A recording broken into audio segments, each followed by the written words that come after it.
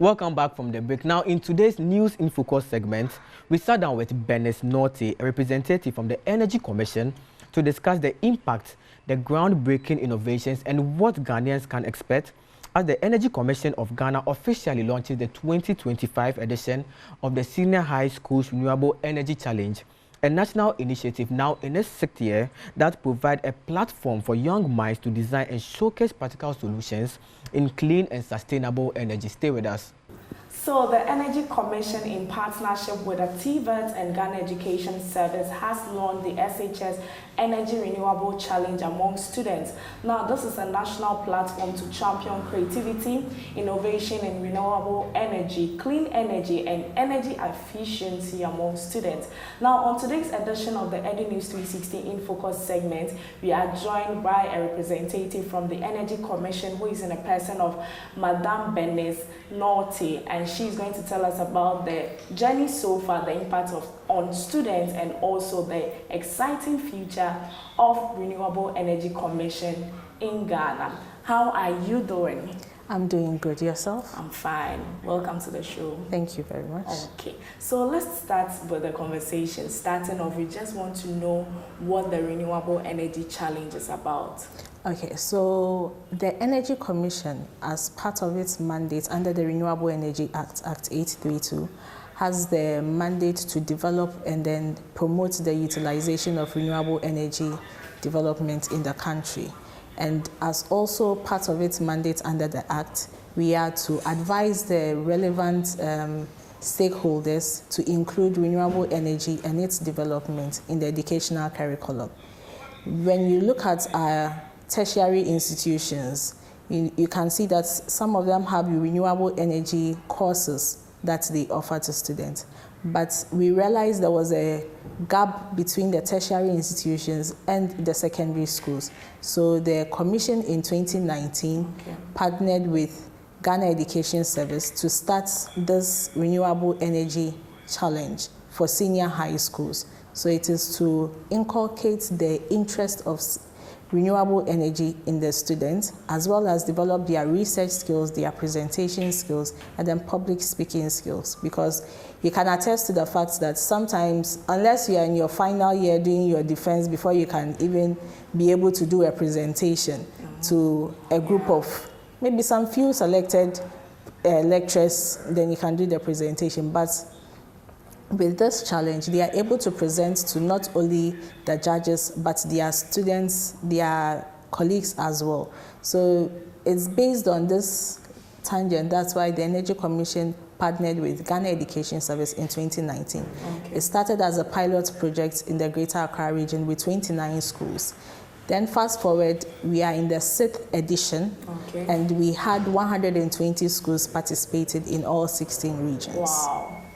Okay, so you are mentioning about the inception in 2019. Yes. So since that time, how has it evolved? Okay, so as I stated earlier, we started with 29 schools as a pilot project in the Greater Accra region. Then in 2020, because of COVID, we could not have it. Then 2021, we expanded to all the 16 regions. So the first year in all the 16 regions, it was a bit dicey. Some of the English was not too good, their presentation skills, but gradually, as the competition has progressed and the interest has been enhanced, the research skills, the presentation skills, the grammar, it has really improved. Although I would say that the girls are doing better than the boys. They still will come, you hear some of they go, they come, but with the girls, they are doing very well, yes, and they are able to articulate themselves very well. Okay. And this competition is not just about articulating yourself, it's about what you have done and what you can present to the judges. It's a project-based competition, so you are not just coming to stand there and then just rattle the English and then you win. No, you have to present what you have done, convince the judges that you understand the principle behind the technology that you are using on your project. Okay, so looking at the number of schools that partake in the challenge, I want to ask you, how is the selection done? Okay, so every year, the core team of the Ghana Education Service, the Ghana TVET Service, and the Energy Commission, We sit, we meet, we come up with a theme for the year. Then we send out the theme to these two institutions, that's the Ghana TVET Service and the Ghana Education Service. Okay. Then from then, they forward it to all the regional directors in their institutions. So then the regional directors would then forward it to all the schools under their region. Any school that is interested would register. So it is not, we don't have like a very strict criteria, no. But any school that is interested can register to partake in the competition. Each region is, however, expected to present their best 10 for the competition, for the regional competition. So we have the regionals, we have the zonals, and then we have the finals. So for the regional competition, each region is expected to present 10 schools.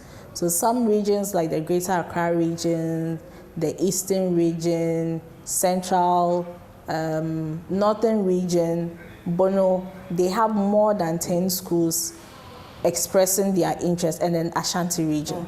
They have more than 10 schools expressing interest in participating in the competition. So the regional officers then organize a preliminary competition to select the best 10 for the regional competition. So usually what is the project that they present? So the project is based on the theme for the year. This year, our theme is Sustainable Energy for a Healthier Future. We are looking at how the students will be able to use renewable energy to develop projects that will look at, it's in 3 focus areas. So we are looking at food security. With food security, we are looking at everything right from preparing the land straight to the food being on the table. So a school can decide they are going to develop a project which will tackle food security.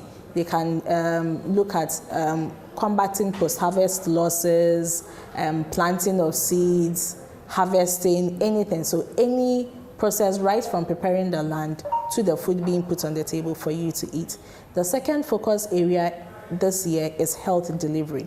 We are looking at how students can use renewable energy technologies to be able to provide health services for those in outlying areas, areas where they do not have easy access to health facilities. And then the third focus area is waste management.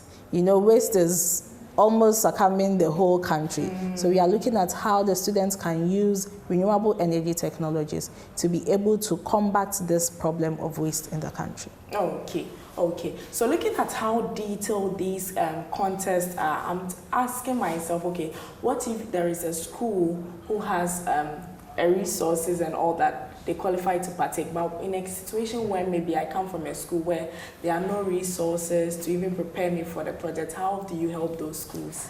So one of the main points in the competition is that you use locally available materials. So you can just use things you find in your school. Some students use plywood, some use cardboard, some use normal things they find around, the PVC pipes to be able to develop their project. Yes, there are certain components you might have to buy depending on your project. And with that, the educational system has a fund for it. So they channel it through to their head of department. The head of department then goes to the head. Then the head, if he has any challenges, will either contact GES or TVET to be able to assist them to develop their project. So usually after the launch or after the competition, when it ends, how do you measure the impact? Because at the end of the day, I am coming to present a project to announce the winner. But how do you make sure that, when the school has partook in this project, they are going to educate people to also be protecting the environment? So some schools have developed renewable energy clubs in their schools. So that also makes the message continue to be spread. And then the Commission has signed a memorandum of understanding with the Council for Scientific and Industrial Research, CSIR, that whichever projects that comes out of the finals, they will take it up and then further refine it and bring it to the market for commercialization. Okay. CSIR also offers internship opportunities to the students to be able to come there and then intern with the experts there to be able to learn and understand certain theories better. With this collaboration, the first project under this collaboration is the solar dehydrator that was presented by Peje Senior High School, the winner of the 2022 competition. It has been fully refined and is now in the patenting process. So CSIR has sent it up to the Intellectual Property Rights Office for them to be able to patent the right to the ideas that was produced by the students before we invite investors in to be able to come and commercialize the projects. Because yes, we have to protect the ideas that the students are bringing on board. We can't just leave it out there for anybody to just pick up and then just use it without letting them. And when the commercialization process goes successfully, the proceeds that will come out of the commercialization process, a part is given to the team that developed the project, a part goes to the school that's built up the team, and a part also goes to CSIR for further development of these projects. In moving forward, the commission together with CSIR plans to pick up these innovative projects right from the regional stage and not just the finals. So these are the plans to make sure that the message is spread across. Yes. Okay, that's exciting. Okay, so now after all these things, I'm tempted to ask you that ever since its inception in 2019, are there any success stories? So the one I mentioned, the Peje project, it is now being patented. So unless we want to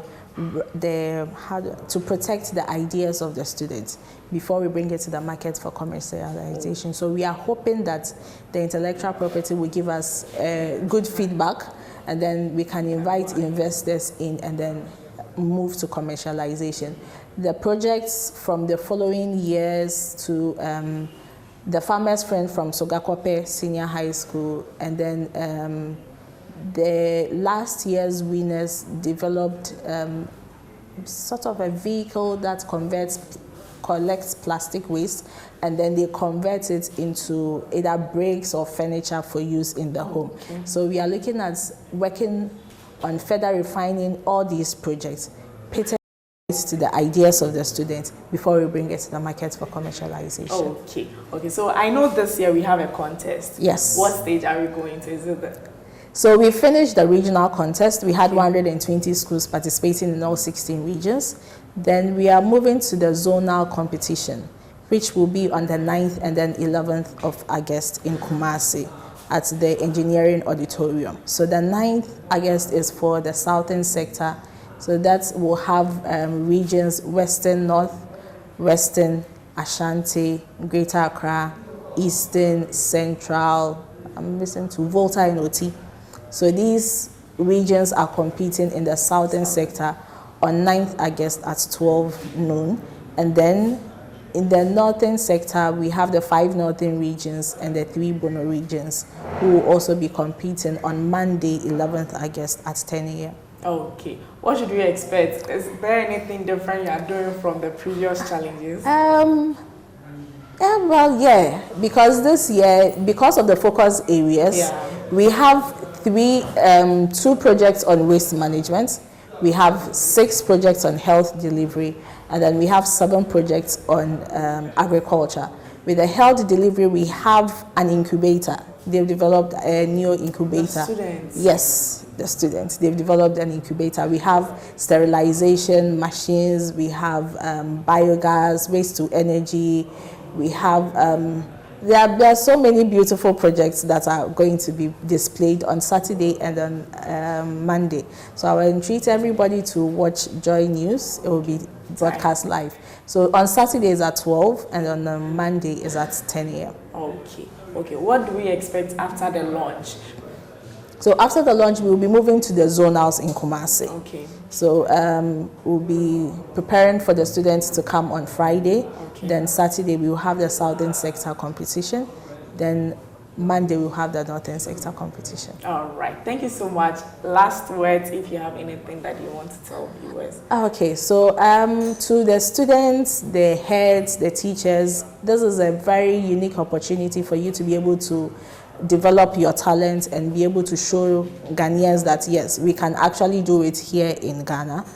To companies that are watching or listening in, they should come and support this competition, because yes, there are various prizes that are given to the students along the way, and it all costs money. So they should come and invest. And then the educational sector, with any support, technical support, anything, they should also come on board and help to be able to project this challenge as one of the big challenges in Ghana. Thank you. Right. Thank you so much for joining us on this week's edition of the InFocus segment. Thank you very much. All right, and we have heard it all from the Energy Commission. Don't forget to stay tuned to 11th and then 9th of August. Yes. Okay. My name is Irene until I see you next time. Bye.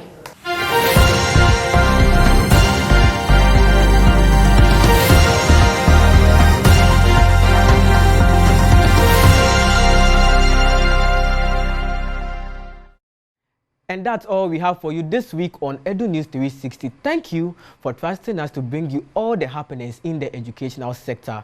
Stay well, stay informed, and take care of yourselves. I am Nicolas Eko. Yamwa, have a good day.